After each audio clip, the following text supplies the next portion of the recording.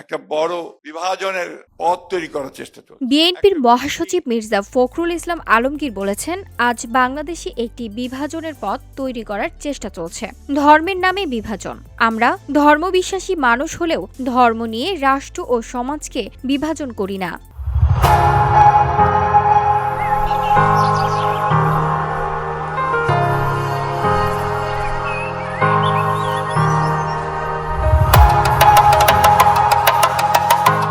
রবিবার রাজধানীর খামারবাড়িতে কৃষিবিদ ইনস্টিটিউটে বিএনপির দেশ গড়ার পরিকল্পনার শীর্ষক ৭ দিনব্যাপী কর্মসূচির উদ্বোধনকালে তিনি এসব কথা বলেন।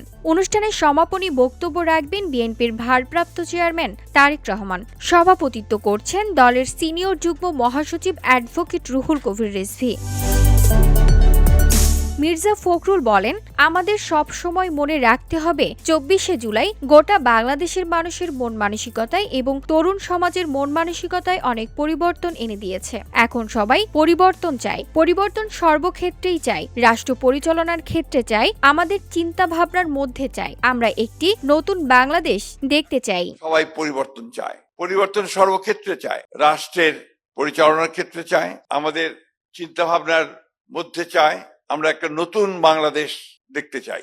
এই বিএনপির মহাসচিব মন্তব্য করেন, গণতন্ত্র ফিরিয়ে দেওয়া, ভোটাধিকার ফিরিয়ে দেওয়া, মিডিয়ার স্বাধীনতা, বিচার বিভাগের স্বাধীনতা সবই জিয়াউর রহমান শুরু করেছিলেন। আজকের অর্থনৈতিক উন্নয়নের ভিত্তিও তিনি নির্মাণ করেছিলেন। প্রবাসী শ্রমিকদের রেমিটেন্স পথও তিনিই খুলেছিলেন।